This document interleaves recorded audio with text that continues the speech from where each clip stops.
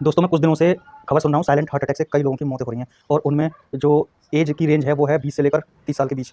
यानी कि जो नए नौजवान लड़के हैं वो भी साइलेंट हार्ट अटैक का शिकार हो रहे हैं और आए दिन रोज़ कम से कम 2 या 3 खबरें ऐसी आ जा रही हैं जिसमें साइलेंट हार्ट अटैक से नौजवान युवाओं को, जो कि 20 से लेकर 30 की उम्र के बीच में हैं या 40 तक की एज तक हैं, उनको वो शिकार हो रहे हैं इस चीज़ का। मैं आपसे सिर्फ एक ही रिक्वेस्ट करना चाहूँगा कि अगर आप जंक फूड या फास्ट फूड खाते हैं तो वो फास्ट फूड खाना बंद कर दीजिए, क्योंकि एक तो गर्मियाँ हैं, ये ऑयली और सड़े हुए तेल का जो तला हुआ खाना आप खा रहे हो, जैसे टिक्की हुए, बर्गर हुए या फ्राइड मोमोज हुए, ये सब चीज़ आपको इतना नुकसान पहुँचा रही है साइलेंटली, आपको पता नहीं चल रहा और एकदम से फिर आपके प्राण पखेरु उड़ जाएँगे, फिर आप देखते हैं आपकी फैमिली परेशान होगी, है ना? तो ऐसे काम मत करोगे, आप अपने पीछे सबको रोता हुआ परेशान छोड़ जाओ। तो कुछ नहीं करना है यार, तो पेट ही तो भरना है ना? तो हेल्दी रह के पेट भरो ना, ताकि आप स्वस्थ रहो, बीमारियाँ आपको ना घेरें, आप तड़प-तड़प के ना जाओ या फिर परेशान ना करो किसी को, अपने फैमिली मेंबर को।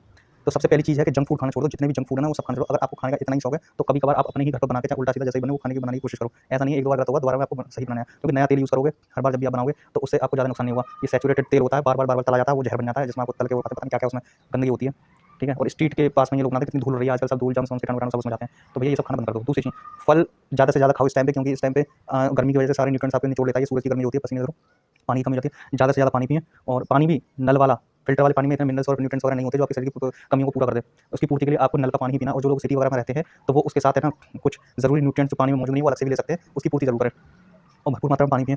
और मैं कहता हूँ सब्ज़ी रोटी खाने से, मतलब गेहूँ की रोटियाँ खाने से बेहतर है कि आप लोग फल वगैरह खाएँ, जैसे तरबूज हो गया और भी सारी, गन्ने का जूस हो गया। गन्ने का जूस भी नॉर्मल, ज़्यादा बर्फ वाला ठंडा चिल्ड वाला मत पिएँ, वो भी नुकसान करता है। खीरे खाएँ, ककड़ी खाएँ, ये सब सलाद वलाद, टमाटर, कच्चे टमाटर खाएँ, पत्ता गोभी खा सकते हैं आप, गोभी खा सकते हैं कच्ची।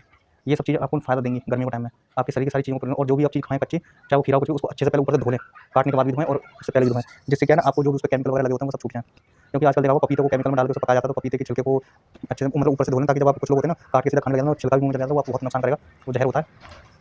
तो मेरा आपसे इतनी दरख्वास्त है कि फास्ट फूड को त्याग दो इस टाइम पे। सर्दियों में आप खा लेते हो एक अलग बात है। और हाँ, ये सब चीज़ें करने के बाद आप लोगों को एक चीज़ बहुत ध्यान रखनी है, ये तो चीज़ आप करो ही करो, कम से कम 1 घंटे सुबह और 1 घंटे शाम का फिजिकल वर्क करो। क्योंकि आजकल क्या हो गया है कि मोबाइल चलाते रहते हैं, पूरे दिन घर पे पड़े रहते हैं और कुछ काम धंधा फिजिकल वर्क करते नहीं है। बहुत से लोग जो जॉब पे जाते हैं, इसका मतलब नहीं है जॉब पे जाते हो तो काम करते हो, आप मेंटल काम करो, फिजिकल काम नहीं करो। आप ऑफिस में बैठे हो, एसी में बैठे हो और कुर्सी पे बैठे हुए, कोई फिजिकल वर्क नहीं हो रहा है। उंगलियाँ चलाना ये फिजिकल वर्क नहीं होता भाई साहब, पूरे बॉडी की स्ट्रेचिंग होनी चाहिए, पूरी बॉडी के एक-एक मसल्स का मूवमेंट होना चाहिए, शरीर से पसीना मतलब इस तरीके से झरझरा के निकलना चाहिए कि ऐसा लगे कि हाँ, पूरा पानी निकल गया, नहा लिया पसीने में। तब जाके आपके अंदर के जो टॉक्सिन्स हैं वो बाहर निकलेंगे, नसें खुलेंगी और ब्लड सर्कुलेशन फास्ट होगा, सही होगा। इसके लिए आप सुबह ज़्यादा नहीं तो सुबह कुछ नहीं, अपने रूम, जो लोग रूम से बाहर नहीं जा सकते, पार्क नहीं होंगे, यहाँ पे घूमने की जगह नहीं है, तो वो अपना कर सकते हैं।